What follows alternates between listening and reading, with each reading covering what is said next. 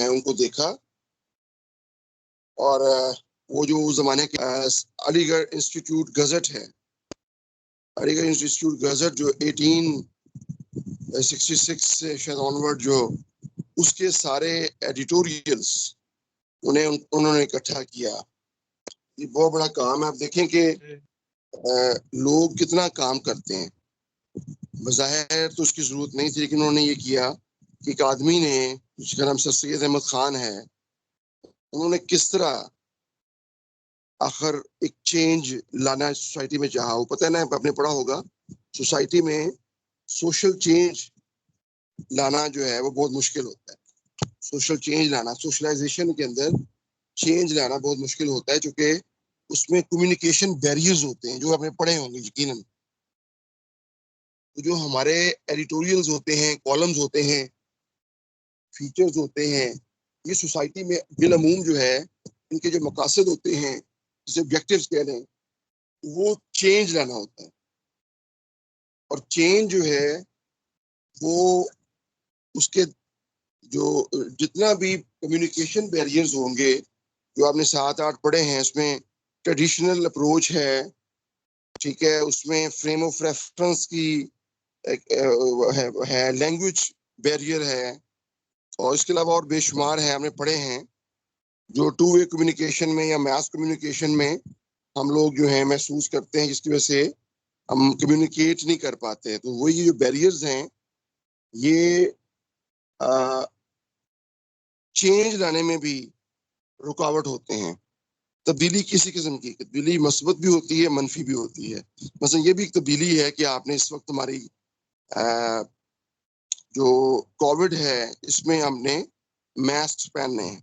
This is actually challenge कह लें, like Pakistani society जिसमें वेरी लो लिटरेसी रेट है, और एक ह्यूज कह लें टाइप ऑफ ट्रेडिशनल अप्रोच है, और उसमें आप अजीबोगरीब किस्म की मिथ्स निकालते हैं, और उस मिथ्स के ऊपर फिर आप विदाउट एनी सॉलिड रीजन या रेशनल कह लें जस्टिफिकेशन, आप उस पर अमल पैरा हो जाते हैं। जैसे आपने देखा होगा, खैबर पख्तूनख्वा में 2 साल पहले केस रिपोर्ट हुए, उन्होंने अटैक किया पोलियो वाले जो कंपेन्स कर रही थी खवातीन, तो जो टीम्स थी, कि ये हमें हमें नहीं जरूरत है, ये एक प्रोपेगेंडा है यूरोपियन यूरोप का, और वो हमें तबाह करने आए हैं। तो ये पोलियो वैक्सीनेशन मतलब ये हमारे लिए हमारी नीड नहीं है, ये जस्ट एक एजेंडा है इंटरनेशनल कैंपेन का। अब सोचिए, अभी इस किस्म की जो अप्रोच है, ये सोशल चेंज लाना कितना मुश्किल है। अब इसमें ज़ाहिर है कि जो राइटर्स का रोल है, जर्नलिस्ट का रोल है, सोशल साइंटिस्ट का रोल है, कॉलमिस्ट का रोल है, या क्या उसे कहते हैं, एक अखबार के एडिटोरियल्स का रोल है, फिर एंकर्स का रोल है, ठीक है, जिसमें हम मुख्तलिफ टूल्स इस्तेमाल करते हैं। इसमें हम डेवलपमेंट जर्नलिज्म के टूल्स इस्तेमाल करते हैं। इसमें हम डेवलपमेंट सपोर्ट कम्युनिकेशन, यानी माइक्रो लेवल पे और मैक्रो लेवल पे जो कम्युनिकेशन मॉडल्स हैं, उनको हम चेंज के लिए इस्तेमाल करते हैं। और डेवलपमेंट, जहाँ चेंज आता है वहाँ डेवलपमेंट आती है, जहाँ चेंज नहीं आता वहाँ डेवलपमेंट नहीं आती। और अब देखें, जैसे अगर पोलियो की वो वैक्सीनेशन जो है वो लग जाती, तो हम पोलियो से पाक कंट्री डिक्लेयर हो जाते। अब पाकिस्तान दुनिया के, यानी इस प्लेनेट पे मौजूद एक आध मुल्क उनमें से एक है जो दुनिया में अभी पोलियो से पाक मुल्क नहीं है। और हमें इस हवाले से एनओसी जारी नहीं हुआ, हमें क्लीन चिट नहीं मिली, क्योंकि पाकिस्तान में रेजिस्टेंस हुई बहुत ज्यादा पोलियो के वैक्सीनेशन के खिलाफ। सेम सिचुएशन हमें इस वक्त दरपेश है कोविड के हवाले से जो वैक्सीनेशन आई है।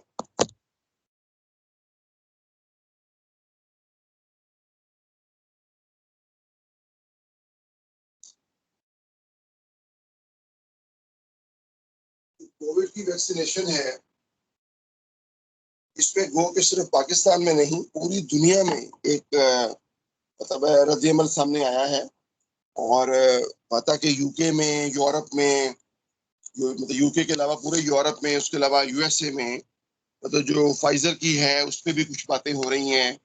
इसके अलावा जो स्पुतनिक है उस पर भी कुछ एक दो इश्यूज बने हैं। लेकिन फिर ये बताया गया कि कम से कम जो हम कह सकते हैं कि हम देखना है उसमें कि ज्यादा फायदा क्या है और कम से कम लॉस पे क्या हम कर पा रहे हैं। तो बहुत कम लोगों में ये चीज रिपोर्ट हुई है कि उन्हें साइड इफेक्ट सामने आए हैं, लेकिन ज्यादा इसका फायदा है। लिहाजा इस बिहाफ पर कि इसका दुनिया को अगर कोविड से पाक करना है, हमने कोविड से पाक करना है, तो उसके लिए जरूरी है कि यार ये क्या है, अगर दुनिया को हमने कोविड से पाक करना है तो उसके लिए जरूरी है कि हम एक कलेक्टिव अप्रोच इख्तियार करें और इसके खिलाफ हम काम करें। उसके लिए फिर उन्होंने यही किया कि अभी एक्सपेरिमेंटल, मतलब एज एज ग्रुप के हिसाब से बात की उन्होंने। 60 का किया, फिर उन्होंने 50s पे ले गए। पाकिस्तान में भी उसी तरह ही टेस्टिंग, और अभी दुनिया में वो पता है कि जो बिलो 30s हैं वो अभी तक उनकी वैक्सीनेशन उन्होंने रोकी हुई है, 20 नीचे तो अभी की नहीं है। तो टेस्ट भी ट्रायल्स चल रहे हैं, हर जगह पे चल रहे हैं और वो मामला चल रहे हैं। बस मकसद कहने का ये है कि चेंज लाना, चेंज से डेवलपमेंट आएगी। अभी दुनिया में एक बड़े हवालों से जो डेवलपमेंट है वो रुकी हुई है। अब चेंज कौन लोग लाते हैं? मैं जो इस सारा तमहीद का मकसद है वो ये था कि वो हम लोग लाते हैं, यानी मैं और आप लाते हैं। यानी जो लोग किसी भी हवाले से राइटिंग से मुंसलिक हैं दुनिया में, पूरी दुनिया में, वो सोशल चेंज लाते हैं। तो सोशल चेंज क्यों आती है, उसका पर्पस क्या होता है? सोशल चेंज का पर्पस डेवलपमेंट के लिए होता है।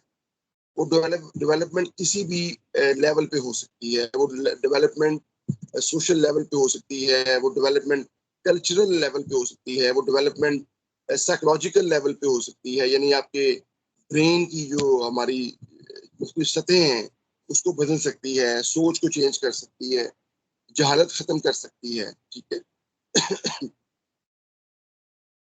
वो इस तरह की एजुकेशनल डेवलपमेंट हो सकती है, वो पॉलिटिकल डेवलपमेंट हो सकती है, वगैरह वगैरह। उसके लिए जरूरी क्या है?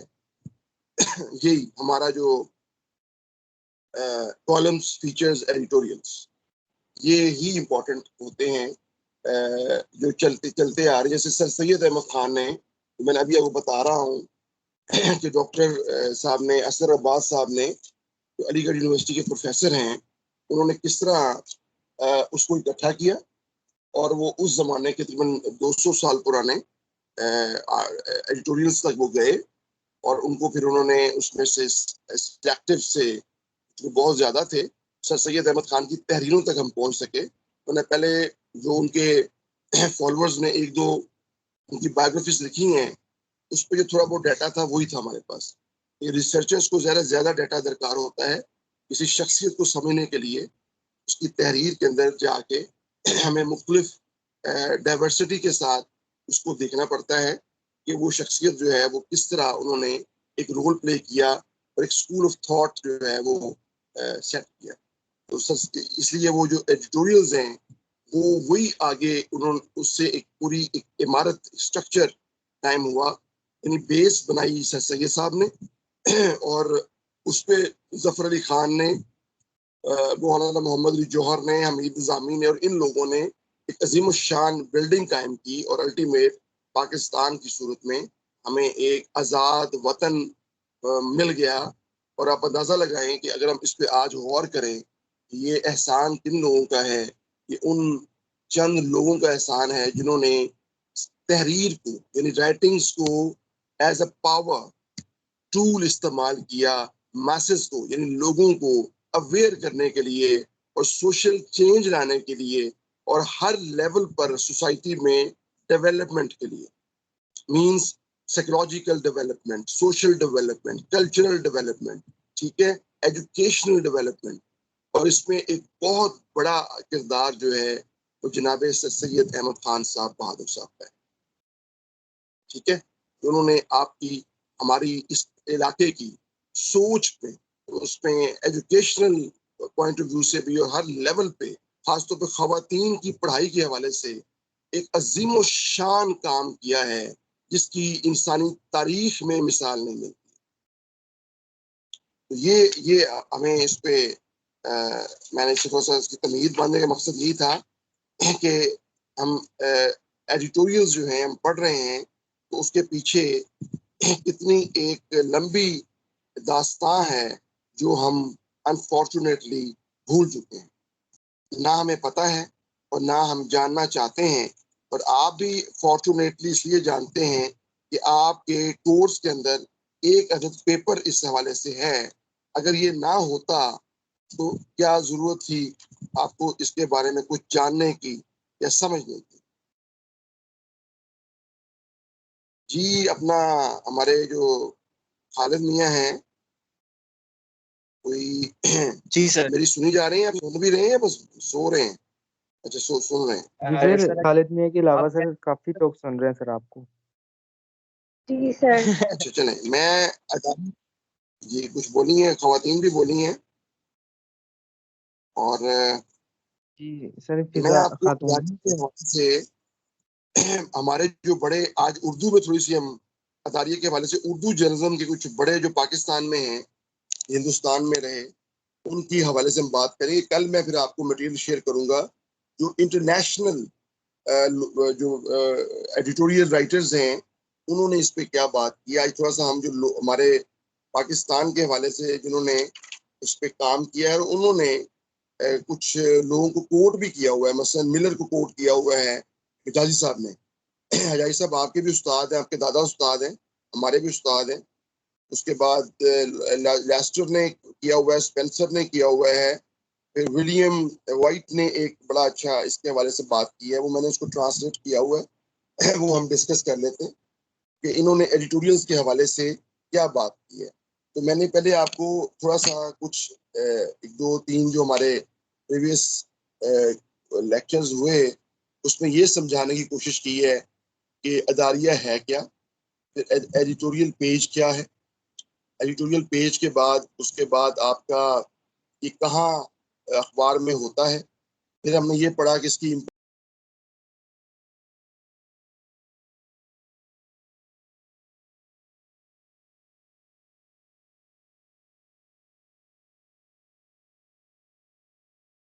सर आपकी आवाज नहीं आ रही मुझे, आई थिंक। जी जी हाँ सर मैं ने वही, आवाज आ रही है? जी सर आ रही है। जी सर आपकी आवाज आ रही है। सर मुझे एक रिमाइंडर देना था आपको कि सर अटेंडेंस अभी तक नहीं हुई, और सर एक और रिक्वेस्ट भी थी कि सर हम लोग एडिटोरियल को पढ़ रहे थे तो एडिटोरियल की टाइप्स हमारी रह गई थी, अगर इस लेक्चर के एंड पे हम लोग उनको भी कर लेते हैं। जी हम वो भी करेंगे। अच्छा कि हमें याद करवा दिया, पहले मैं अटेंडेंस लगा लूंगा, ये जरा जरूरी है कि कल परसों बचना बिल्कुल एट द 11th आवर हमें याद आया था और शुक्र है वो लग गई थी, वरना अच्छा खासा वो हमारे लिए उसको फिर मैनेज करने का मसला बन जाता है। मैं अभी आपकी पहले अटेंडेंस लगा लूं और बल्कि ये अब आप मुझे देख पा रहे हैं? जी सर। मैं अब जरा और अब मैं इसी की साउंड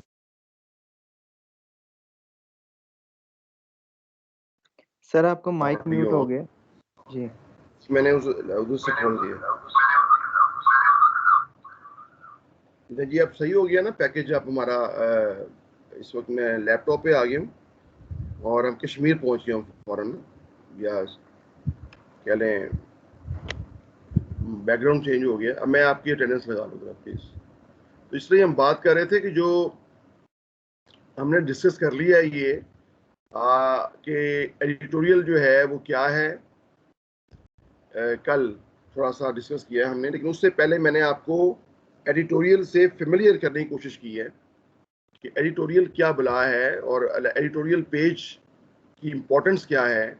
उसके लिए फिर हमने मुख्तलिफ अखबारात के एडिटोरियल पेजेस को देखा है और उसके बाद हमने उनको जाके उसको कंपैरेटिव एनालिसिस भी किया है एक दो बड़े जो पाकिस्तान के अखबारात हैं उनके एडिटोरियल पेजेस का। फिर हमने ये भी देखा है कि जो एडिटोरियल है वो किस तरह जो है वो डिफरेंट है आपके कॉलम से और फीचर से। फिर हमने ये भी इसको देखा है कि एडिटोरियल पेज एक स्पेशल पूरा का पूरा आप कह लें कि उसमें किसी भी अखबार के अंदर या किसी भी रिसाले के अंदर पूरा अलग से उन्होंने उसको एक जगह मुख्तस की होती है, जगह दी होती है, प्लेस होती है उसकी, जिसे बड़ी इम्पोर्टेंट प्लेस कहते हैं। और उस प्लेस को की वजह से उस पूरे पेज को एडिटोरियल पेज कहा जाता है। आप ये कह सकते हैं कि इतना इम्पोर्टेंट पेज होता है कि एडिटोरियल पेज पर छपने वाले कॉलम्स भी वो एडिटोरियल पेज के कॉलम्स होते हैं और वो बहुत इम्पोर्टेंट समझे जाते हैं। इसी तरह एडिटोरियल पेज के अंदर एक कार्टून होता है, या अब ये इंग्लिश जर्नलिज्म से आया था और हम पाकिस्तान की इंग्लिश जर्नलिज्म भी इसको फॉलो करती है। और इसके अलावा हमारे उर्दू अखबारात में एक कथा होता है इस हवाले से, और जिसमें आप मुआशरे के या सोसाइटी के अहम इशूज़ पर एक तंजिया कह लें अंदाज में मुख्तसर सी मतलब आप कह लें एक लिखते हैं, शायरी के ज़रिए इजहार करते हैं उसका।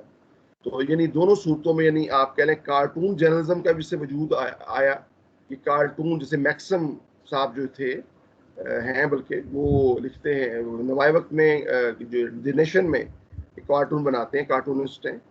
इस तरह मुख्तलिफ जावेद इकबाल साहब जंग में कार्टून बनाते हैं।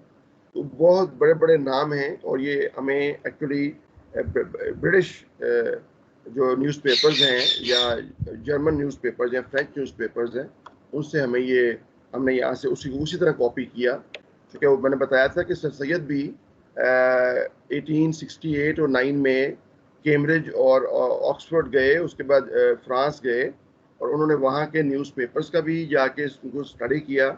और उसके बाद उन्होंने वहाँ के एजुकेशनल इंस्टीट्यूशंस के साथ साथ जर्नलिस्टिक जो वहाँ के बड़े इंस्टीट्यूशंस थे उनका भी दौरा किया।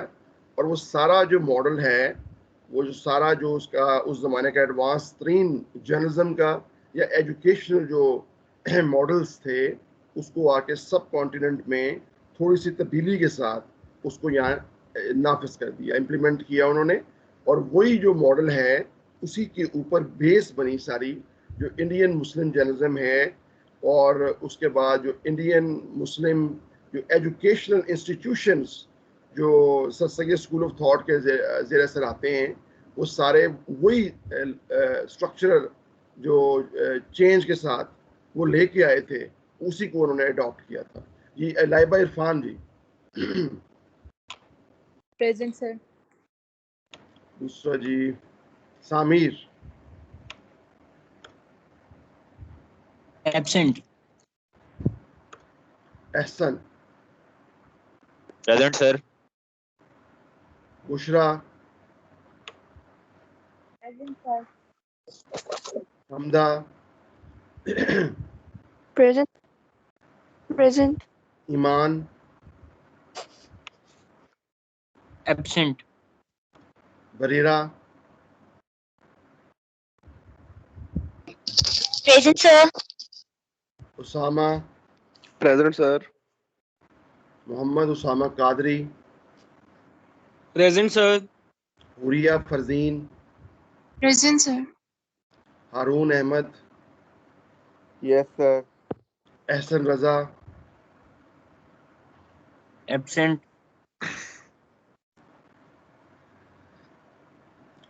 उमैर अख्तर। जी सर प्रेजेंट। मुजाहिद हुसैन। जी sir present. Fiza Chaudhary.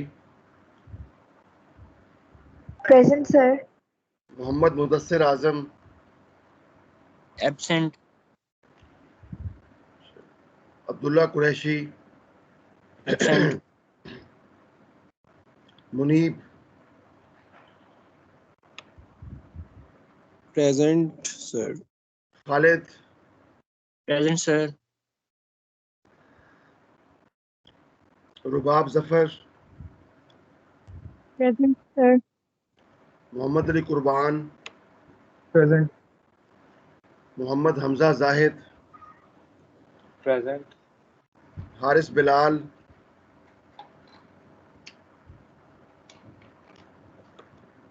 Present sir. Mohammad Siraj.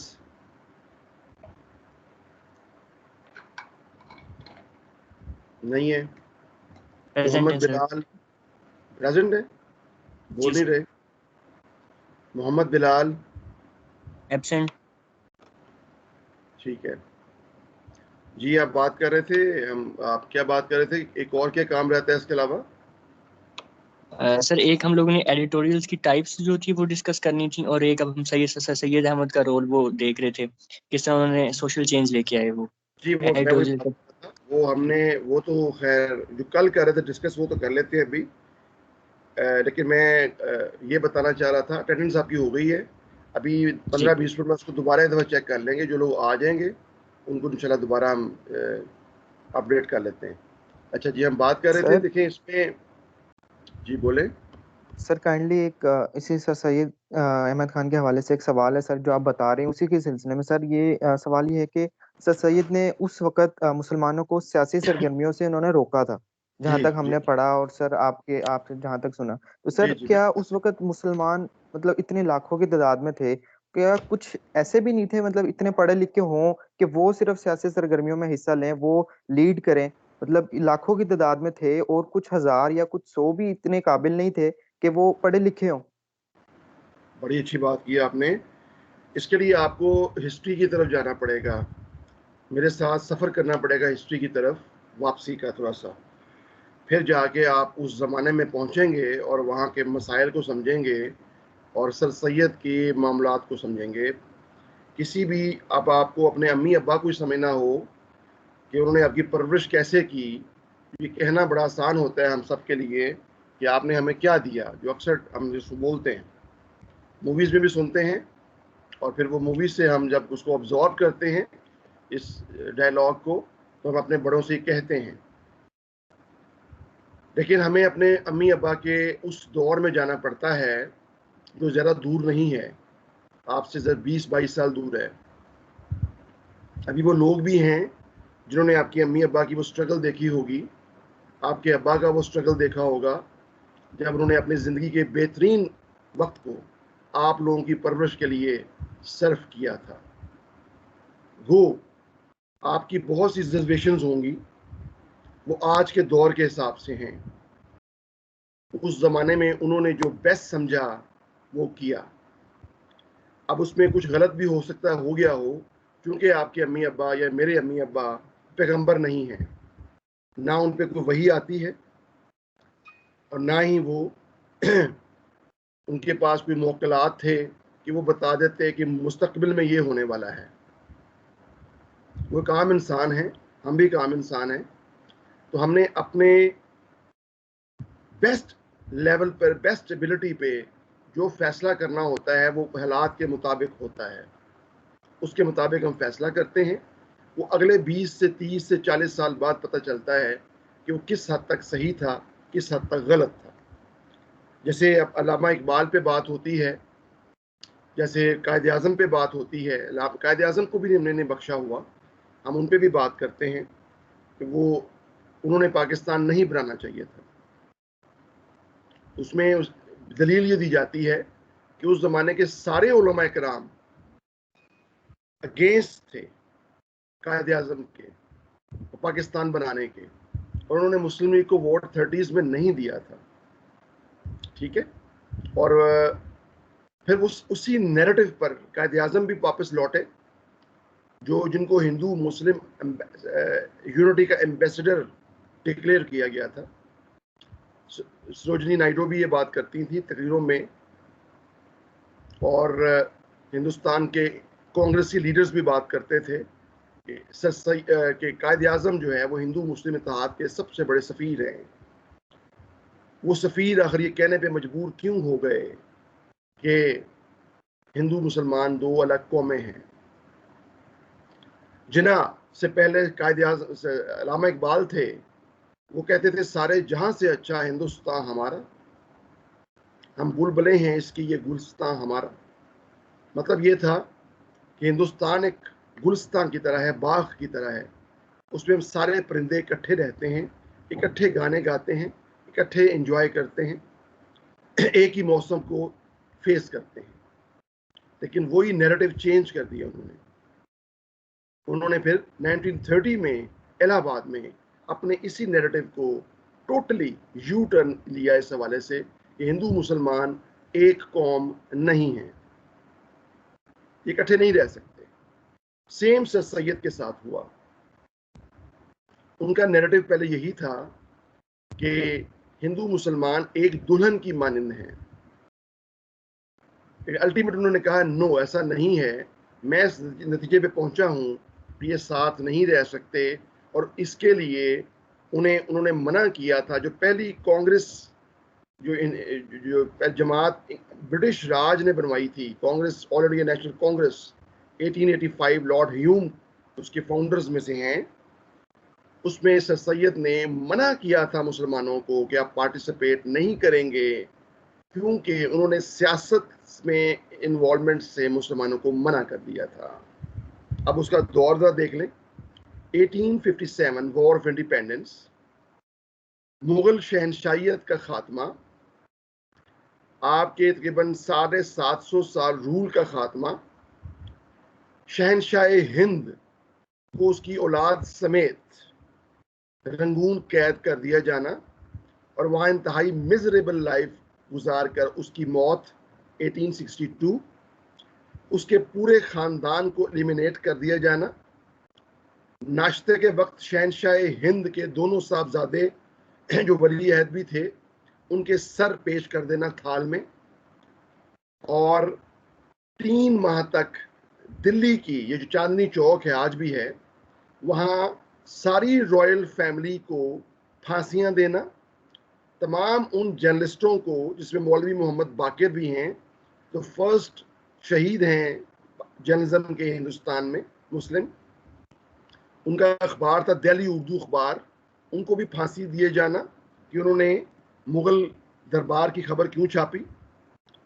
उसके बाद सारे हिंदुस्तान में उन्होंने कहा कि मुसलमान एक सेकंड क्लास सिटीजन हैं, इन पे ट्रस्ट नहीं किया जाएगा, इनकी तमाम जायदादें जब्त कर ली जाएंगी, इनकी तमाम हर तरह की प्रॉपर्टी जब्त कर ली जाएगी, ये बी क्लास सिटीजन होंगे, इन्हें हिंदुस्तान में किसी लेवल पे किसी तरह पे कोई जॉब नहीं दी जाएगी, क्योंकि इन्होंने पार्टिसिपेट किया था वॉर ऑफ इंडिपेंडेंस में, ठीक है। और ये बी क्लास सिटीजन डिक्लेयर किए गए हैं। इनकी जो जबान है फारसी वो भी नहीं बोली जाएगी, आज के बाद अंग्रेजी जबान बोली जाएगी। उसके बाद इस फैसले के बाद क्या हुआ कि हिंदुस्तान के सारे जो बड़े बड़े दानिश्वर थे अपने तईं, जो फारसी जबान जानते थे, अंग्रेजी नहीं जानते थे, वो जाहिल डिक्लेयर हो गए। बिल्कुल इस तरह जैसे आज पाकिस्तान के अंदर अभी अनाउंसमेंट कर दी जाए कि इस मुल्क की कौमी जबान आज से चाइनीज होगी, उसके बाद मेरे और आपके समेत हम सब जाहिल होंगे, तो फिर हमें क्या पढ़ना पड़ेगा? चाइनीज पढ़नी पड़ेगी ना मेरे भाई, क्या पढ़ना पड़ेगा? या हमें ये कहा जाएगा कि पहले सियासत में हिस्सा लें, या आप कहा जाएगा कि पहले जबान सीखें, उनकी कल्चरल वैल्यूज को समझें नए रूलर्स की, उसके बाद जाके उनसे बात कर सकेंगे। हम तो बी क्लास सिटीजन हैं।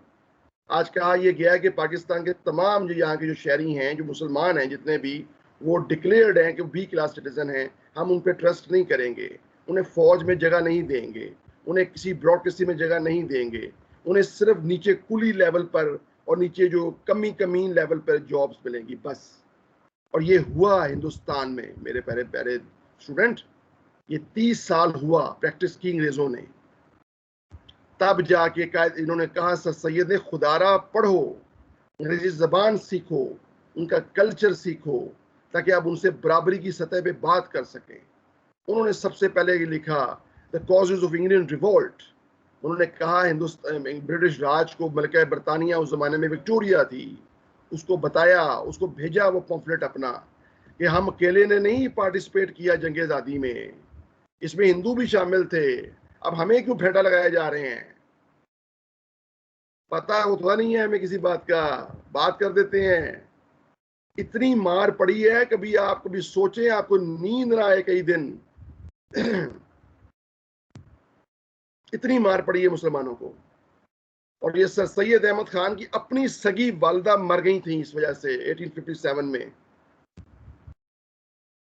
लेकिन उन्होंने कहा कि नहीं, हमने इस वक्त जज्बातियत नहीं इख्तियार करनी, हमने रेशनल होना है, हमने रियलिस्टिक होना है, हमने अभी जज्बातियत में हमला नहीं कर सकते, हमें क्रश कर दिया गया है, हमारी हुकूमत ख़त्म कर दी गई है, हम बी क्लास सिटीजन डिक्लेयर कर दिए गए हैं।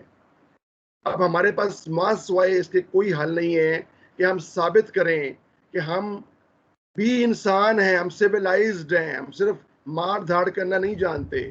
हिंदुओं ने इनसे पहले ही 1857 से पहले ही 1757 के बाद ही कलकत्ता में, जब उसके बाद उन्होंने लॉर्ड मैकाले ने उसने तैयार किया, पैराडाइम शिफ्ट किया एजुकेशन का, तो हिंदू पहले ही आ चुका था इस लाइन में, उसने पहले अंग्रेजी सीखनी शुरू कर दी थी। यही वजह है कि आज आप हिंदुस्तान में जाएं, उनका एक छाबड़ी फरोश भी अंग्रेजी आपके एमए पास अच्छी बोलता है। क्या बात करते हो, वो पहले सीख गया। आका चेंज हो गए थे, लड़ नहीं सकते थे। दुनिया की सबसे बड़ी पावर, ब्रिटिश पावर जो थी, उसने ऑक्यूपाई कर लिया था आपके पूरे मुल्क को। गद्दार अंदर मौजूद थे, गद्दारों ने ये मुल्क उनके हवाले कर दिया था, और आप मिनोरिटी में थे लाखों साहब। जो करोड़ों लोग थे हिंदू जिन पे आप रूल कर रहे थे, और उसके बाद सिख जो आपके बदतरीन दुश्मन थे, और गैर मुल्की आका जो यहां आ चुके थे, आप तो उनके सामने कुछ भी नहीं थे। क्या कर सकते थे आप? कुछ कर सकते होते तो हुकूमत ना आपकी कैसे छिन जाती है आपसे, हैं? तो ये सर सैयद अहमद खान का विजन था। थोड़ा सा मैं आपको तारीख में अपने साथ लेके गया हूं, और सर सैयद के इस अजीम शान कारनामे का नतीजा क्या निकला। 1869 के जो गजट है, उसमें जो अदादो शुमार हैं कि एक अब पता है कि जो सबसे बड़ा मसला होता है किसी मुआशरे का, जब हमें मसला होता है रिश्तों में, जायदादों में, तो हम कोर्ट में जाते हैं। तो ब्रिटिश राज ने कोर्ट सिस्टम जो था, कचहरी सिस्टम जो सारा था, वो मुसलमानों के हाथों से छीन लिया था। वो जो पुराना सिस्टम था खत्म कर दिया गया था। वो ब्रिटिश कोर्ट सिस्टम आ गया था, जिसके लिए जो वकला थे उनके लिए अंग्रेजी जबान जानना जरूरी था। ठीक है, तो अब मुसलमान तो पढ़ते ही नहीं थे, कहते थे ये तो काफिरों की जबान है।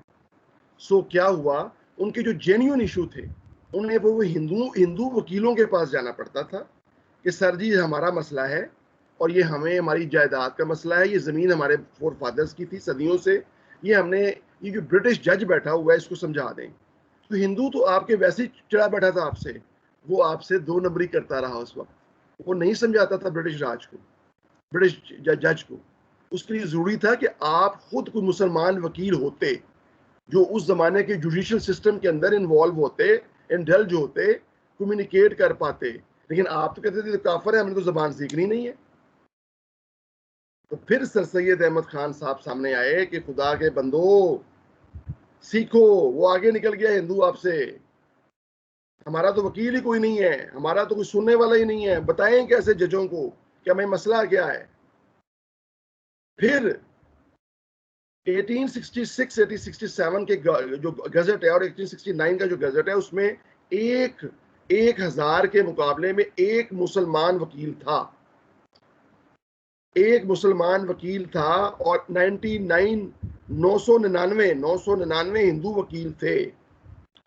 इस रेशो के तहत पहला जज जुडिशियल सिस्टम का किसे बनना चाहिए था, हिंदू या मुसलमान को? इस रेशो में किसे बनना चाहिए था? एक मुसलमान वकील था 1869 में, और 999 हिंदू वकील थे। इस हिसाब से जुडिशियल सिस्टम जो था ब्रिटिश राज में, उसमें मुसलमान किस हद तक कम थे, यानी इंतहाई कम थे, 1% से भी कम थे। तो उसमें असूली तौर पे अगला जज हिंदुस्तान का पहला कौन होना चाहिए था? जी अपना लाइबा आप बताइए।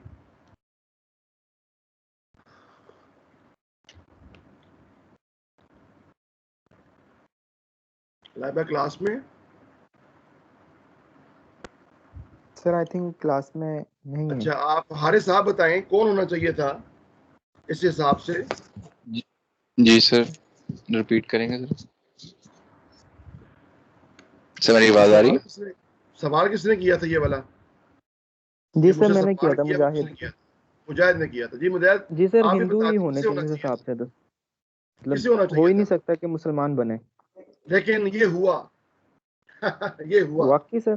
पहला मुसलमान जो पहला हिंदुस्तान में पहला जज बना वो मुस्लिम जज था। उसका नाम था जस्टिस मियां मोहम्मद शाह दीन हुमायूं। ये सर सैयद अहमद खान की वजह से हुआ। क्या कैसी बात बात? है सर, मतलब आप क्या 1000 में समझते से। हैं? मेरे से तारीख में पीछे जाएं आप। ऐसे नहीं मैंने कहा कि उनके एडिटोरियल्स को पढ़ना चाहिए हमें, उनके एडिटोरियल्स ने चेंज कर दिया। यानी कितनी अजीब बात है। शादी लाल जो था, जो पहला हिंदुस्तानी जज बना लाहौर हाई कोर्ट का, उससे पहले एक मुस्लिम जज बन चुका था हिंदुस्तान का, उसका नाम था जस्टिस शाहदीन। लाहौर में उनके नाम पे बिल्डिंग है, माल रोड पे शाहदीन बिल्डिंग आज भी है, 1914 में बनी थी। मेरा एक आर्टिकल है द न्यूज में, देखिए, the first Muslim colonial first Muslim जज इन colonial Punjab, the first Muslim जज ऑफ इंडो पाकिस्तान, वो पहला मुसलमान जज था। हिंदू बाद में बना था, उसका नाम था शादी लाल, जिसकी कोर्ट में मुकदमा आया था गाजी लंदन शहीद का। अब बताएं, तारीख में पीछे जाना पड़ता है सर और तब जाके सर हम सर जी सर क्वेश्चन है सर सैयद अहमद खान जो थे वो ट्यूनिशियन थ्योरी को सपोर्ट करते थे सर लाइक पाकिस्तान। मैं मजीद आउट ऑफ सिलेबस नहीं जाऊंगा प्लीज। फिर मैं बस इस पे आप बात करते जाएंगे। हम हमारा एडिटोरियल का जो लेक्चर है ना, वो एक तारीख का लेक्चर बन जाएगा। प्लीज मैं बस थोड़ा सा इससे समझाना जरूरी था कि हम एडिटोरियल की बात कर रहे थे हम। तो आगे मुझे पता है आप लोगों के बहुत से सवाल हैं, लेकिन हम अपने टॉपिक से हट जाएंगे, वापस आएंगे एडिटोरियल राइटिंग पे। इस पे हम बात कर रहे थे कि जी कल हम खालिद हम बात कर रहे थे, आप कह रहे थे टाइप्स ऑफ एडिटोरियल, उस पे आ जाएं आप प्लीज प्लीज। जी सर बिल्कुल। सर उसमें टाइप्स जो थी editorials are of 4 kinds: civic editorials, policy editorials, big news editorials, obituary और एडिटोरियल्स, ऑब्ituary एडिटोरियल्स। सर ये टाइप्स थी, तो मतलब इनको हमने सर्च भी किया था, मगर ये कि कोई क्लियर समझ नहीं आ रही थी कि ये किस किस्म की ये टाइप्स हैं और ये किस तरह इसके अंदर इम्प्लीमेंट होती हैं। ठीक है, पहले भाई ये बताएं कि एडिटोरियल की आपको समझ, जो मैंने बताया अभी उसकी बात करते हैं हम। एडिटोरियल की आपको समझ आई क्या है, कि एडिटोरियल है क्या भला? जैसे मैंने अभी उसकी हिस्ट्री बताई है आपको, सर सैयद से बताया कि उन्होंने किस तरह सोशल चेंज लेके आए। जैसे हमारे अभी स्टूडेंट मुजाहिद ने पूछा कि क्या जरूरत थी सर सैयद को सियासत से मना करने की, और अब देखें कि मैंने बताया आपको कि उन्होंने अपने एडिटोरियल के जरिए, अपनी कंपेन के जरिए, अपनी जर्नलिज्म के जरिए, अपने एजुकेशनल जो उनका पैराडाइम था उसके जरिए उन्होंने किस तरह वो चेंज लेके आए सोसाइटी में। और उसके सबसे अहम रोल उनके एडिटोरियल्स का था, मैंने बता रहा हूँ ना बाद में, जिनको आज इकट्ठा किया है जनाबे डॉक्टर असगर अब्बास साहब ने अलीगढ़ यूनिवर्सिटी के। उनमें बड़ी चीज़ें इकट्ठी की, मैंने वो मंगवाए भी हैं। और मेरा बड़ा ये एरिया ऑफ इंटरेस्ट है सर सैयद अहमद खान का। या एक्चुअली मेरा एरिया ऑफ इंटरेस्ट ये है कि ऐसा क्या हुआ, जैसे मैंने अभी आपको बताया कि 999 हिंदू वकील थे और एक मुसलमान वकील था, लेकिन हिंदुस्तान में पहला जज जो बना हिंदुस्तानी, वो मुसलमान कैसे हो गया? अगर हुआ क्या है 30-35 सालों में?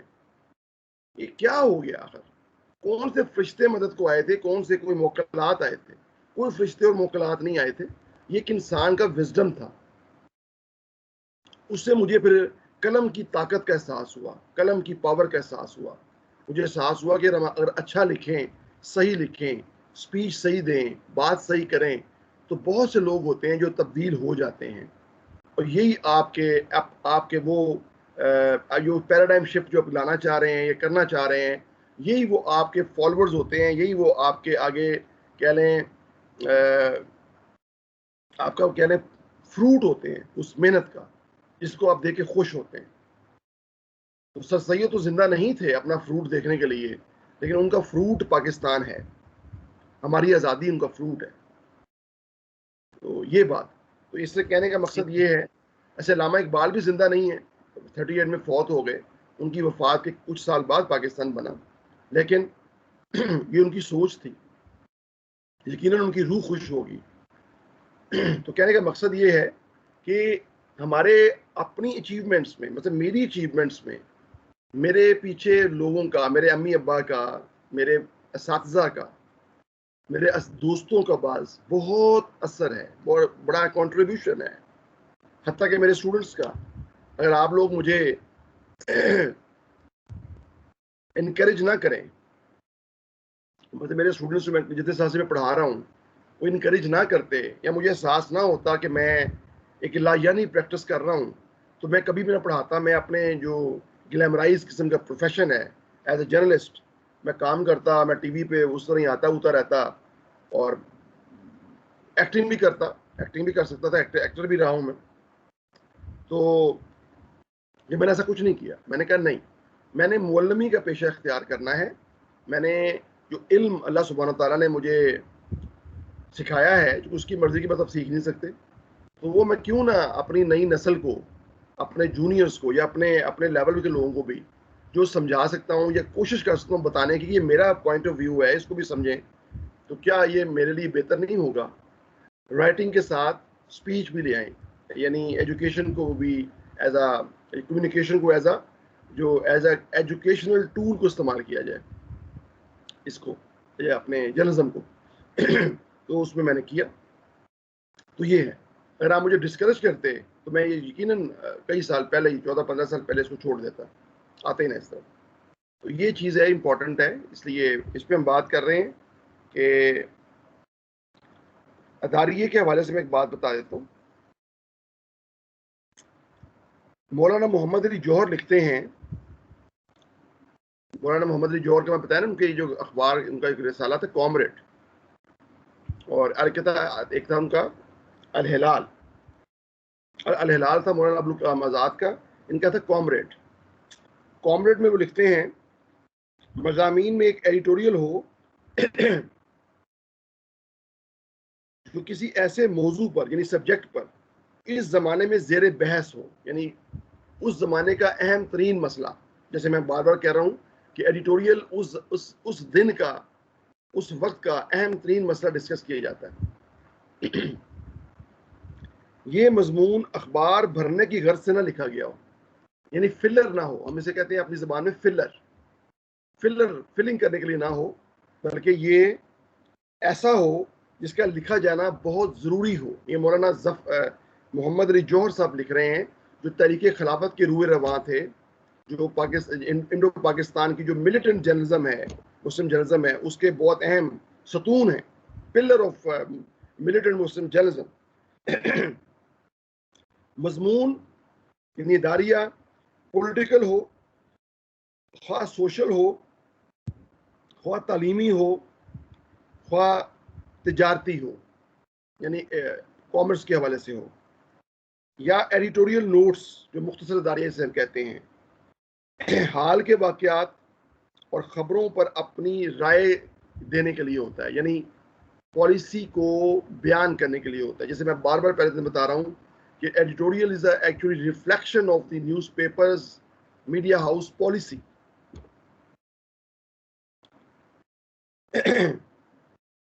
ये आपको कह रहे हैं,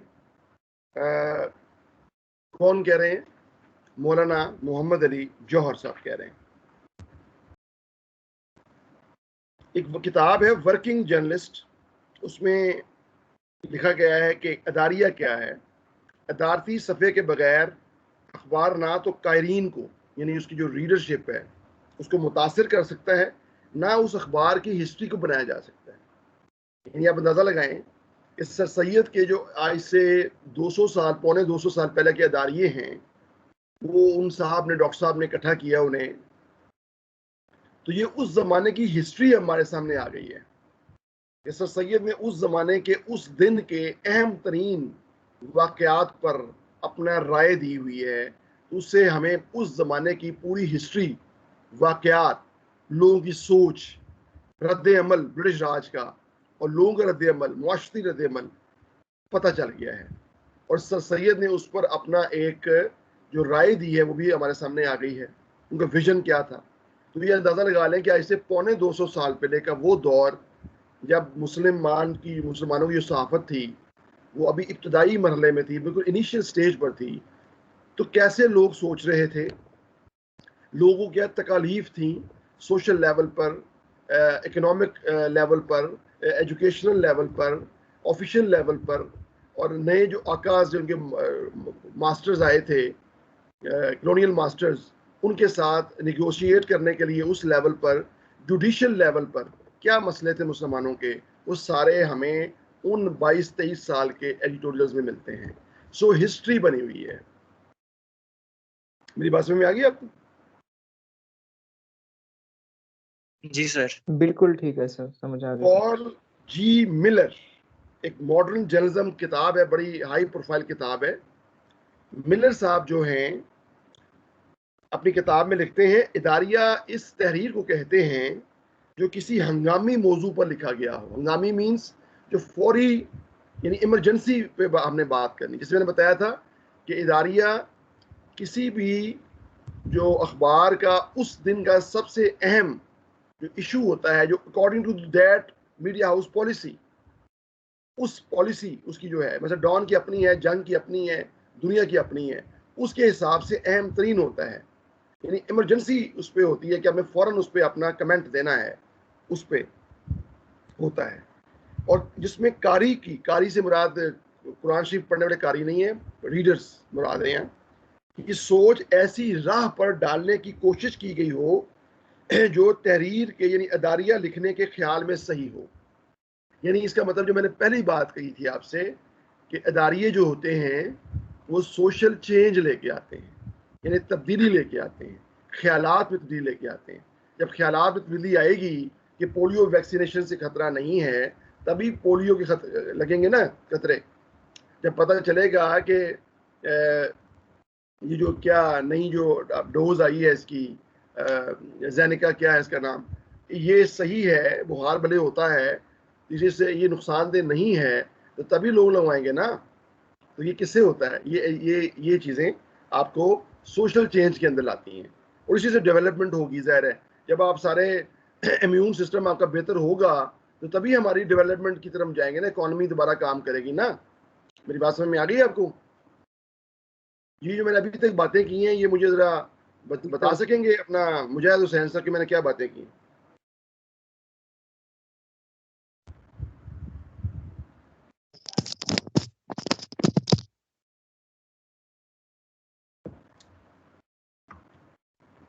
जी मुजाहिद हुसैन।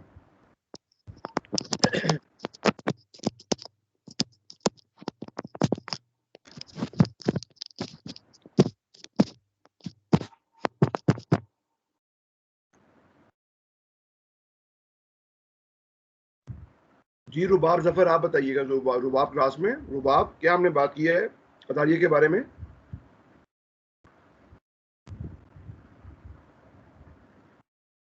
जी रुबाब जफर।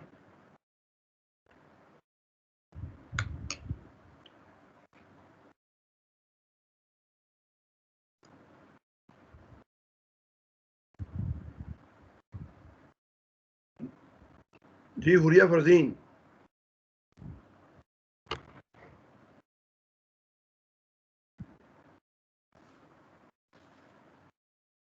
जी हुरिया,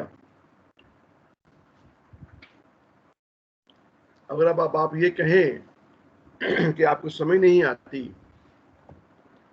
ऑनलाइन जर्नलिज्म का जो एजुकेशनल सिस्टम है वो सही नहीं है, तो माय डियर स्टूडेंट्स, ये आपका कसूर है कि आप अपने असातिज़ा को सुनते नहीं हैं, आप डॉज देते हैं उन्हें, आप अपने आप को डॉज देते हैं, अपने फ्यूचर को डॉज देते हैं। इसलिए मैं आप लोगों से अक्सर बात ही नहीं करता कि मुझे दुख पहुंचता है कि आप लोग क्लास में नहीं होते। खैर वो यूनिवर्सिटी उम्मीद है खुल रही है, लेकिन ये आपकी अपनी नेग्लिजेंस है। आप कभी अच्छे साफ़ी तो क्या इंसान भी नहीं बन पाएंगे, मैं लिख लें कहीं मेरी बात, जो अपने असातिज़ा को धोखा देते हैं, जो डॉज देते हैं, क्योंकि दुआ ही नहीं मिलेगी आपको। तो मेरा ज़िंदगी में एतकाद रहा है कि दुआ बड़ी इंपॉर्टेंट होती है। जी खालिद, आप बता दें प्लीज़, मैं किसी और से नहीं पूछूंगा, मे बी वो सारे इस वक्त आउट हों। खालिद आप बताएं प्लीज़। जी सर, जी सर, हम लोग बेसिकली हम एडिटोरियल को ही डिस्कस रहे हैं, मगर जिस तरह आपने डेफिनेशन भी बताई हैं सर सैयद ने उसके बारे में क्या चीज़ बयान की, मगर सर जो पूरी अंडरस्टैंडिंग वो एक ही चीज़ के ऊपर आ रही है कि एडिटोरियल क्या होता है और ये किस तरह इंडिपेंडेंस के दौर में भी इसको किस तरह फ़रोग मिला। एडिटोरियल बेसिकली एक राइटिंग ही होती है किसी भी न्यूज़पेपर में, और वो लिखता जो उस न्यूज़पेपर की मैनेजमेंट होती है या उसका एडिटर होता है, वो किसी भी पॉइंट के ऊपर आपको राय दे देता है किसी चीज़ के बारे में, जो कि इस्तेमाल होती है ओपिनियन बिल्डिंग के लिए। और ये बहुत बड़ी ज़रूरी चीज़ होती है। जो अगर हम लोग इस सोशल चेंज की भी बात करें, तो जो ये वाली चीज़ें होती हैं, ये अगर आप ब्यूरोक्रेट्स को भी देख लें और आम बंदे को भी देख लें या किसी भी फील्ड से रिलेटेड बंदा, वो अगर इनको ही फॉलो करता जाए तो उसको तकरीबन ही हर चीज़ के बारे में अपडेट होती है, क्योंकि वो एक उस तरह का बंदा लिख रहा होता है कि जो हर चीज़ के ऊपर जिसकी नज़र भी होती है और जो बात भी फैक्ट्स एंड फिगर के साथ कर रहा होता है और जिसका कोई विजन भी होता है। तो ये बड़ी एक ज़रूरी चीज़ होती है एडिटोरियल के बारे में, दायरे के बारे में। सर हम ये डिस्कशंस लेके चल रहे थे, जिसमें हम लोगों ने सर सईद अहमद खान की भी बात की, किस तरह वो सोशल चेंज लेके आए। उन्होंने 200 एडिटोरियल्स इकट्ठे किए और फिर उसके बाद एक सवाल भी मुजाहिद भाई ने कर दिया था, वो इंडिपेंडेंस की बात चल गई जिससे रॉयल्टी वगैरह ख़त्म हुई थी, तो वो जब डेथ्स वगैरह भी हुई वो जर्नलिस्ट की, और उसके बाद फिर जो गजट्स वगैरह आए उसके अंदर, या फिर सर सैयद ने बुक लिखी, तो बेसिकली उन्हीं की स्ट्रगल बताई जा रही है कि उसका फ्रूट जो है वो पाकिस्तान है, कि वो इतनी देर पहले उन्होंने वो एक चीज़ इंजेक्ट करना शुरू की थी, लोगों को ओपिनियन, उनका एक विजन था, वो बताना शुरू किया था, और वो इसी तरह बताना शुरू किया था न्यूज़पेपर के थ्रू, राइटिंग्स के थ्रू। तो उसमें एडिटोरियल का एक बड़ा अहम किरदार है।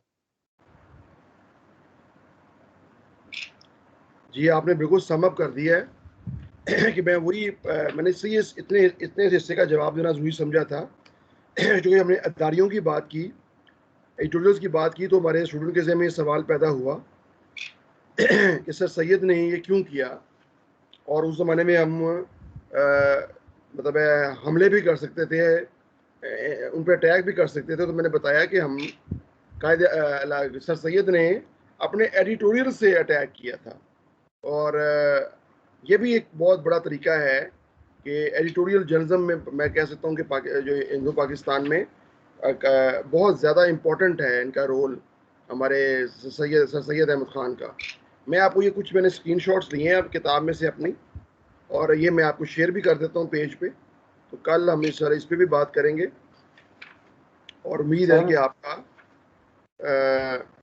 फ़र्क आपको समझ में आ जाएगा। ठीक है सर, ये खालिद काइंडली मुझे बता दें, आवाज आ रही है मेरी प्रॉपर? जी कौन सर, बोल ठीक। हेलो हाँ, आवाज़ आ रही है आपकी? सर। सर सबसे शुक्र है सर, आवाज आ गई। सर मैंने दोबारा हैंड फ्री उतार के लगाई है। और सर सबसे पहले तो माजरत, आप बुलाए जा रहे थे और मैंने चैट बॉक्स में भी लिख रहा था, तो आपको आवाज नहीं आ रही थी सर। पिछली क्लास में भी ऐसे ही हुआ था सर। अब मैं बता देता हूँ सर, जो आपने सारा पढ़ाया आज सर, बेसिकली जो जब सर सैयद अहमद खान ने न्यूज़पेपर के एडिटोरियल से ही हमने पढ़ा कि सोशल चेंज किस तरह आता है। वो आता है न्यूज़पेपर के एडिटोरियल से आया था। जब सर सैयद अहमद खान ने मुसलमानों को उन्होंने बताया कि आपने सियासत में हिस्सा नहीं लेना अभी, क्योंकि उनकी जुबान चेंज कर दी गई थी, जो कि पहले फारसी थी और बाद में अंग्रेजी जुबान कर दी गई। तो जिस तरह आपने भी बताया कि अनपढ़ डिक्लेयर हो गए थे बिल्कुल भी, तो सियासत में एक तरीके से हिस्सा ले ही नहीं सकते थे, क्योंकि उनको अंग्रेजी नहीं आती थी। और जो हिंदू थे उन्होंने पहले से ही अंग्रेजी सीखना शुरू कर दी थी, जिसकी वजह से वो टॉप पे गए उस वक्त, और मुसलमान बिल्कुल निचला तबका रह गया। हमने बेसिकली यही पढ़ा कि एडिटोरियल, और आज के जमाने में सर हम किसी हद तक सर कम हो गया है पिछले जमाने से, अगर हम कंपेयर करें।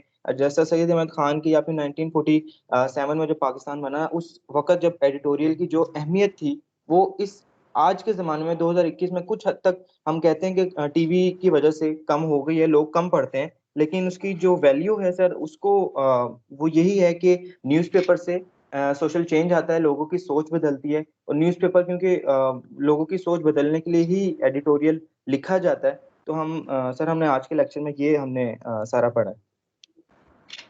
जी ज़बरदस्त मुजाहिद, आपने बिल्कुल उसको सम अप कर दिया है और मैं यही चाह रहा था कि आप समझ सकें एडिटोरियल राइटिंग में क्या फ़र्क है और सर सैयद का जिक्र भी इसलिए करना ज़रूरी था कि वो पायनियर है पाकिस्तान, इंडो पाकिस्तान में एडिटोरियल जर्नलिज्म के, ठीक है। जी और सर, मैं बिल्कुल। आपको कुछ मैंने स्क्रीनशॉट्स लिए हैं अभी अपनी किताब में से, जो एडिटोरियल राइटिंग पर है मेरी किताब, और मैं आपको अभी शेयर भी ग्रुप में कर देता हूँ, उसको पढ़ लीजिएगा। ये अभी उर्दू मटीरियल मैंने शेयर किया है, इसमें मैंने कुछ एडिटोरियल्स भी मेरी किताब में छपे हुए थे, वो भी मैंने आप लोगों को साथ भेज दिए। और लेकिन कल मैं आपको साथ अपनी जो अंग्रेजी किताब है उसका मटेरियल भी शेयर कर दूंगा, ठीक है, इंशाल्लाह। इंशाल्लाह सर, जरूर। तो आप इंशाल्लाह। आज का भी जो अखबार है, असामा कादरी क्लास में है, उसामा कादरी,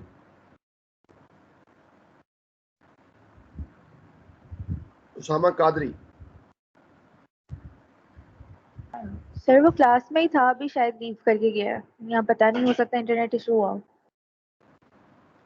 कल मैंने इसी बात पे बात की थी आपसे, ये इंटरनेट इशू मुझे क्यों नहीं होता, याद होगा आपको। खैर, तो मैं आपको फिजा क्लास में, फिजा मुझे खुशी हुई है फिजा क्लास में, और सर मैंने मैं आपका शुरू से मैसेज, क्लास में हूँ। आप बोल रहे थे, मैं बोली इसलिए नहीं क्योंकि आप मतलब स्टूडेंट्स के नाम ले रहे थे, तो मेरा था कि चलो। चले मैं आपको ना ये शेयर कर रहा हूँ, रीडिंग जो है ये आप पढ़ लीजिए, ये एडिटोरियल के हवाले से हैं, कोई 15-16 सफ़े हैं, और ये मैं आपको शेयर कर रहा हूँ, ठीक है। इसमें चूंकि नंबरिंग भी है, इसको आप खुद ही ठीक कर लीजिएगा, तरतीब सेट कर लीजिएगा इसकी, क्योंकि इसमें नंबरिंग उस किताब की साथ मैंने दी हुई है, ठीक है। ये मैं भेज रहा हूँ आपको। दूसरा ये है कि जो फिजा भी बताएगी मुझे कि एडिटोरियल के हवाले से वो अभी क्या, जो 3-4 लेक्चर्स हमने अभी मुसलसल एडिटोरियल्स पे हमने डिस्कस किया है, एडिटोरियल पेज पर डिस्कस किया है, एडिटोरियल पेज के जो इंग्रेडिएंट्स हैं उस पर डिस्कस किया है, और उससे आपको क्या समझ आया है। और ख़ास तौर पे आज मैंने वो बताया है कि पाकिस्तान का जो क़याम है, इसमें एडिटोरियल जर्नलिज्म की इतनी अहमियत है कि आप अंदाज़ा लगा लें कि सर सैयद अहमद ख़ान साहब ने इंडो पाकिस्तान में पायनियर हैं एडिटोरियल जर्नलिज्म के हवाले से, और उसकी ये मिसाल पाकिस्तान खुद मौजूद है, और इसी को फॉलो किया आगे फिर इंग्लिश मुस्लिम जर्नलिज्म ने और उर्दू मुस्लिम जर्नलिज्म ने, और जो उसे अब बाद में कहते हैं मिलिटेंट मुस्लिम जर्नलिज्म, वो एडिटोरियल बेस्ड जर्नलिज्म ने एक ज़बरदस्त थ्रिल पैदा कर दिया उसने हिंदुस्तान के मुसलमानों में, और अल्टीमेट वो मुस्लिम लीग, उस ज़माने में टेलीविज़न तो था नहीं ना माय डियर स्टूडेंट्स, ना कोई गैजेट्स थे, ना कोई टेलीफोन था, ना ही कोई ये था कि आपने वो व्हाट्सएप कर दिया जी, मैसेज चला गया कायद आज़म का, भगा जा रहा है मैसेज। सर सैयद अहमद खान ने एकदम रात में मैसेज किया, ट्वीट कर दिया जी, सर सैयद अहमद खान ट्वीट आ गया जी। ऐसा कुछ नहीं था उस ज़माने में यार। एक अखबार होता था, और वो भी रूटीन में नहीं छपते थे, रोज़ाना अखबार नहीं थे, बहुत कम थे, हफ्ते में अखबार आता था, हफ्त रोज़ा अखबार थे, वीकली न्यूज़पेपर्स कहते हैं। डेली न्यूज़पेपर्स बहुत लेट आए लोगों के पास, यानी रीडिंग की एक तो कह लें कि आदत नहीं थी लोगों को, हैबिट नहीं थी रीडिंग की, पढ़े लिखे लोग बहुत कम थे, ठीक है। तो पहले तो पढ़ना लिखना ज़रूरी था। सर सैयद ने इसलिए तो पहले जर्नलिज्म के साथ साथ जो सबसे इम्पोर्टेंट उन्होंने काम किया, वो एजुकेशनल इंस्टीट्यूशंस कायम किए, स्कूल्स कायम किए, ताकि पहले पढ़ें तो सही ना, पढ़ेंगे तो एडिटोरियल्स पढ़ेंगे ना, पढ़ेंगे नहीं तो एडिटोरियल्स कहाँ से पढ़ेंगे। मेरी बात समझ में आ रही है आपको? सबसे पहला मसला ये हमारे स्टूडेंट का सवाल है कि उन्होंने पढ़ने पे क्यों जोर दिया। वो पढ़ेंगे नहीं तो फिर जर्नलिज्म भी अपना काम नहीं कर सकेगी, स्पीच भी अपना काम नहीं कर सकेगी।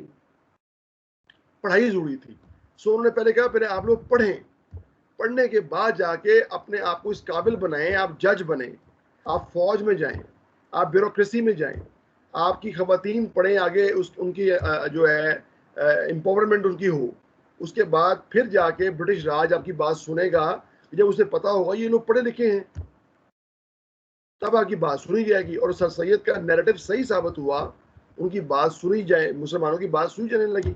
हत्ता कि एक वक्त ऐसा आया 1907 में कि 6 ब्रिटिश जज बैठे हुए हैं लाहौर हाई कोर्ट में, और एक दरमियान में एक मुसलमान जज बैठा हुआ है। ये कितना बड़ा कारनामा था सर सैयद अहमद खान का। खुद वो फौत हो चुके थे, लेकिन उनका विजन जो था एक जज जो हिंदुस्तान का पहला जज जो था, हिंदुस्तानी जज जो था, अंग्रेजों का नहीं था, वो फर्स्ट टाइम कौन बना? वो मुसलमान बना। ठीक है, तो ये एडिटोरियल जर्नलिज्म मैं बता रहा हूँ, उसकी इंपॉर्टेंस क्या है और उसकी थोड़ी तारीख बताना जरूरी था और उसका स्ट्रक्चर बताना जरूरी था। और मैंने 2-3 लोगों को कोड भी किया है कि वो फिलर नहीं होता। खबरें बाज वक्त फिलर होती हैं। हम बाज खबरों को इतनी स्पेस बढ़ा देते हैं तो यार अखबार में जगह कम है। जब हमारे पास अखबार की डमी आती है ना, मतलब हम बैठे हुए हैं न्यूज रूम में, तो आता है कि आज फ्रंट पेज पे आज 3 कॉलम जगह है, बाकी इश्तिहार हैं। आज सेकंड पेज पे 1.5 कॉलम जगह है, बाकी इश्तिहार हैं। आज बैक पेज पे 1 कॉलम जगह है, बाकी इश्तिहार हैं। तो हम कहते हैं यार किस तरह इसको भरना है, इंपॉर्टेंट खबरों को कैसे लाना है। या बाज़ का ऐसे होता है, छोटे अखबार होते हैं, इश्तिहार होता ही नहीं है, तो हम वो जो खबर जो बड़े अखबार में सिंगल कॉलम छपी होती है, वो छोटे अखबार में लीड लगाई होती है, जो कि जगह भरनी है। अंग्रेजी अखबार में अब पता है बड़ी बड़ी तस्वीरें लगाते हैं, वो फिलर होते हैं, भरने के लगाते हैं ताकि खूबसूरत भी लगे और जगह स्पेस कवर हो जाए। लेकिन एडिटोरियल पेज में फिलर नहीं होता। एडिटोरियल फिलर नहीं होता। एडिटोरियल बहुत अहम खबर पे तबसरा होता है, रिफ्लेक्शन होता है, उससे हिस्ट्री बनती है, तारीख बनती है। आप मेरी बात समझिए? जी फिजा, आप मुझे बताएं।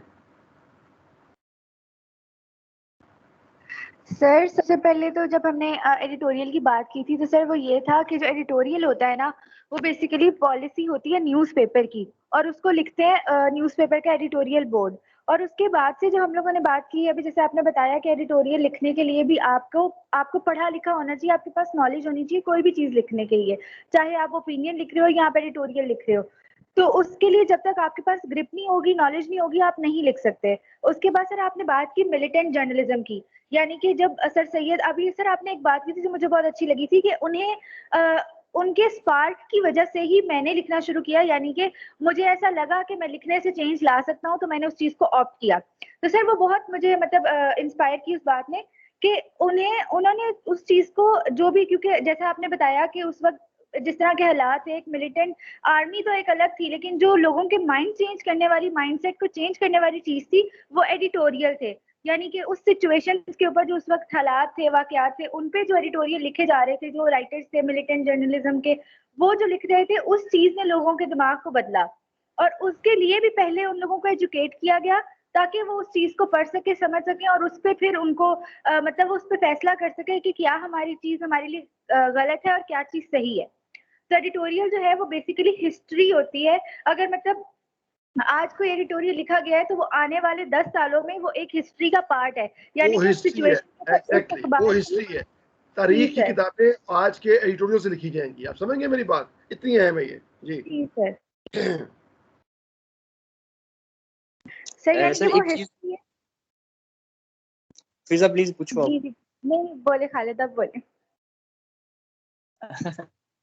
सर आपने एक जज का नाम लिया था जो कि आप कह रहे थे कि एक जज थे, एक मुसलमान थे और वो जज मुकर्रर हुए थे। तो सर उनका नाम मियां मोहम्मद स्किप हो गया सर आगे मेरे से। तो सर आप अगर आप अभी अपना अपना गूगल खोलें, अपना गूगल खोलें।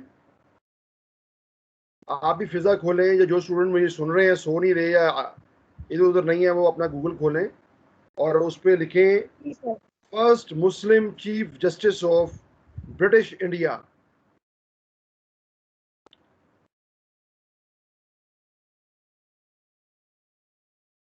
First Muslim.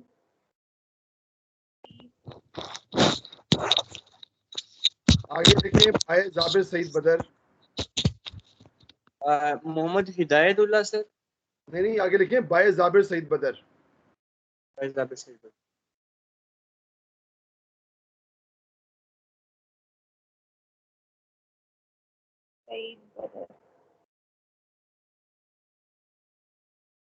जी सर आ गया है सर। सहाफियाने। जी क्या आ रहा है उस पे? सर सबसे पहला जो टैब खुला है ना, वो है the first Muslim chief justice of, वो आगे नीचे लिखा हुआ है सहाफियाने बाय जाबिर सईद बदर। अगला देखें क्या लिखा हुआ है। सर यहाँ तो सारा ही सर इसमें लिखा है tribute to enlightened man political economy news.com। Tribute to enlightened man, ये द न्यूज में मेरी स्टोरी है, ये भी मेरा ही लिखा हुआ है, इसे खोलें। जी जी सर, जी सर।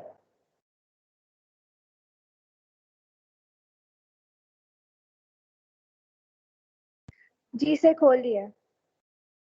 ये वो साहब है मियां मोहम्मद शाहदीन, मिला है आपको खालिद जी मियां? सर, जी सर मिल गया। ट्रिब्यूट टू एनलाइटेंड मैन मियां मोहम्मद शाहदीन, ये भी मेरा ही आर्टिकल है द न्यूज में। फिजा आप सॉरी टू इंटरप्ट, फिजा आप शेयर कर दें लिंक ग्रुप में सेंड कर दें जी। हाँ, एक ग्रुप में सेंड कर दो उनको प्लीज। ठीक है, जी सर मैं करती हूँ।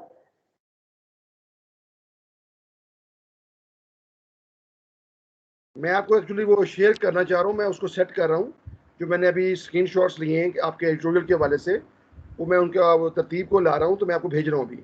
इधर मैं ज़रा मसरूफ़ हूँ, मैं सुन रहा हूँ आपको साथ साथ।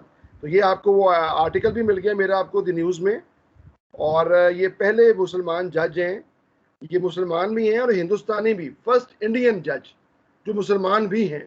तो ये सर सैयद के उन एडिटोरियल्स का और या स्कूल ऑफ थॉट का या उस जर्नलिज्म का कमाल है, उस नैरेटिव का कमाल है, जो मैं अभी हमारे स्टूडेंट ने बात की और सवाल आया, मैंने इसलिए उसको डिस्करेज नहीं किया, मैंने उसको बकायदा इनकरेज किया, क्योंकि हमारा रेलेवेंस थी इसकी हमारे इस टॉपिक के साथ कि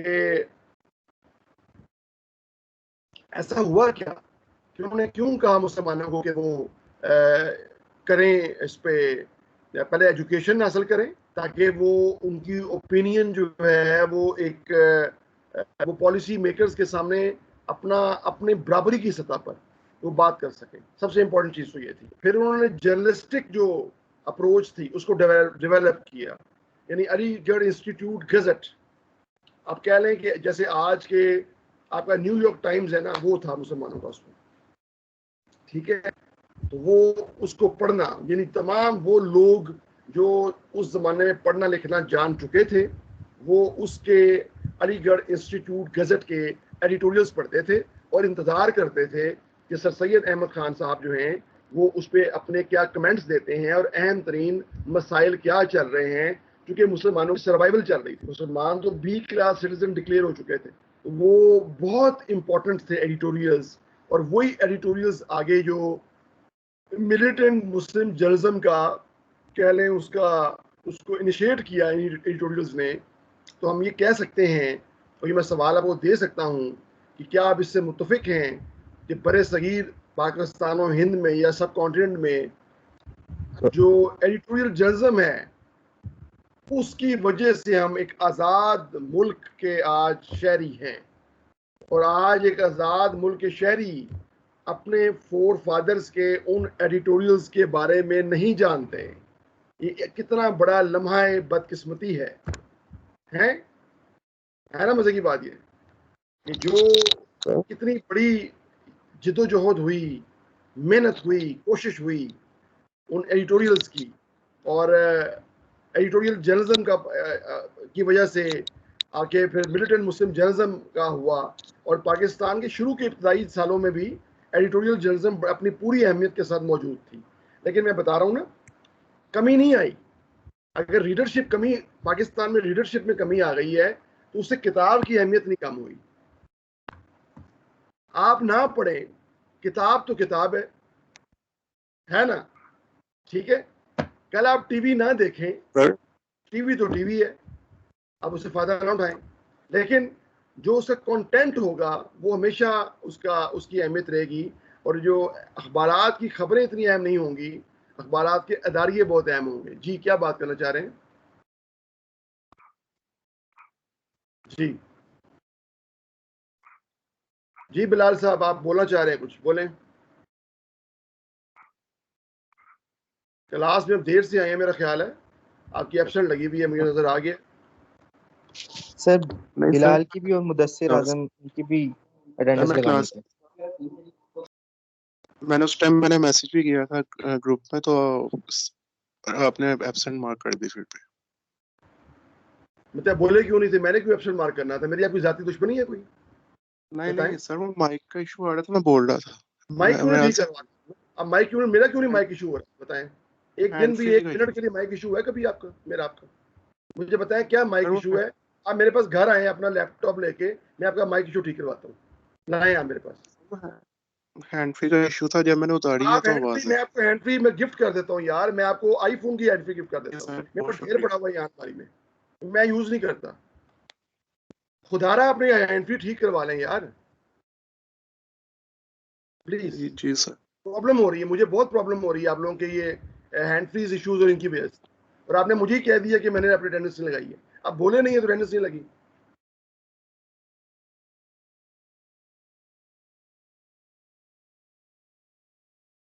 इसके अलावा कौन आए क्लास में?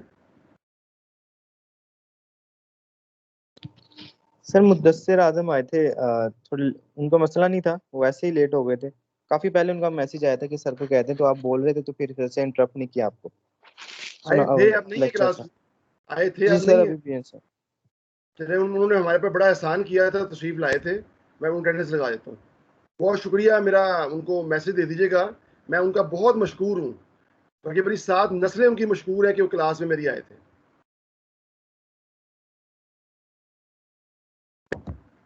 जी जी, हम बात कर रहे थे अटेंडेंस किसी और की तो नहीं रह गई, मैं लगा देता हूँ अभी। मुझे आप लोगों की अटेंडेंस लगाने में कोई मसला नहीं है, आप ना पढ़ना चाहें भले ना पढ़ें, लेकिन मुझे आपकी अटेंडेंस का कोई इशू नहीं है। क्लास में समीर अहमद क्लास में आ गए,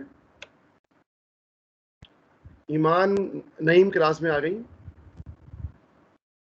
और अब्दुल्ला कुरैशी क्लास में आ गए, बिलाल क्लास में आ गए, वो तो आ गए, ठीक है, वही क्लास में ही थे, उनका माइक का मसला था, ठीक हो गया। और प्लीज़ अपने माइक के मसले हल करें, कहीं तो मैं आपको गिफ्ट कर देता हूँ, और कोई लैपटॉप इश्यूज आ रहे हैं वो मेरे पास आप आए, मैं आपका लैपटॉप इशू रिजॉल्व करवाने की कोशिश करता हूँ। लेकिन अब मेरा ख्याल है क्लासेस वैसे भी उम्मीद है कि अगली यूनिवर्सिटी में मोस्ट प्रॉब्ली होंगी, तो ये मसला ही ख़त्म हो जाएगा इंशाल्लाह। तो इंशाल्लाह यूनिवर्सिटी में मुलाकात होगी आपसे अल्लाह की रहमत से, और वैसे भी इंशाल्लाह अगला जो हमारा पेपर्स हैं वो तो आपके अंडरस्टूड है कि वो उसी में होंगे। तो कल मैंने आपको दिया था टॉपिक, एक तो असाइनमेंट का दिया था, वो ज़रा यार रिपीट कर दो, कुछ लोग कल क्लास में नहीं थे, प्लीज़ अपना CRGR रिपीट कर दें असाइनमेंट। और मैंने कुछ आपको कहा था कि मुझे ग्रुप्स भेजे, मैंने आपको फाइनल प्रोजेक्ट्स के लिए या डॉक्यूमेंट्रीज के लिए बात करनी थी। जी बोल दे जरा, क्लास खत्म होने वाली है, बोल दे जल्दी से। जी जी सर, आपने असाइनमेंट दी थी, वो ये थी कि आपने कहा था कि जो अभी तक एडिटोरियल की जो हिस्ट्री है उसके अंदर मिलिटेंट जर्नलिज्म का जो रोल है, जर्नलिस्ट जो जितने भी हैं, जैसे सैयद अहमद खान है, उनकी हिस्ट्री, फ्यूचर और जो प्रेसिडेंट उसकी कंडीशन है वो आपने बतानी है। एक असाइनमेंट बनानी है 10 से 15 सफ़ों की, और उसकी अभी तक डेट फाइनलाइज नहीं हुई थी, तो वो आप बता दीजिएगा कब तक सबमिट करवानी है। और इसके अलावा हमारे ग्रुप्स बनने थे, वो प्रेजेंटेशन के लिए बनने थे।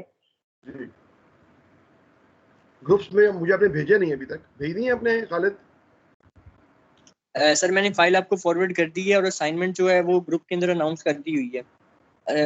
आपके आप फाइल खुलेंगे चैट में। असाइनमेंट आप मुझे बेशक माइक्रोसॉफ्ट टीम्स में भेजें, अपनी यहीं सबमिट करवा दें इसी पे, और मैं आपको उसका वो एक मार्क कर देता हूँ, वहाँ जमा करवा दें मुझे आप।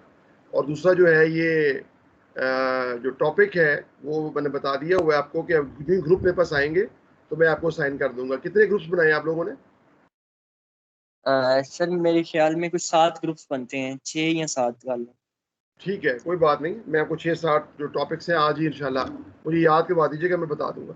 हमारी नेक्स्ट क्लास कब है, कल है या नेक्स्ट वीक में? अगर नेक्स्ट वीक में है तो नेक्स्ट वीक में है तो फिर अभी ऑनलाइन ही है, मेरा ख्याल है 7 तारीख से यूनिवर्सिटी खुलेगी मोस्ट प्रॉब्ली, पता नहीं है तो 7 को मंडे ही है, तो नेक्स्ट वीक मेरा ख्याल है हमारी क्लासेस जो हैं वो अभी ऑनलाइन ही है। तो उस वक्त तक आप ये कमिंग जो हमारा जो भी पहली क्लास आ रही है मंडे की, उस वक्त तक आप दिन कितने हैं आपके पास?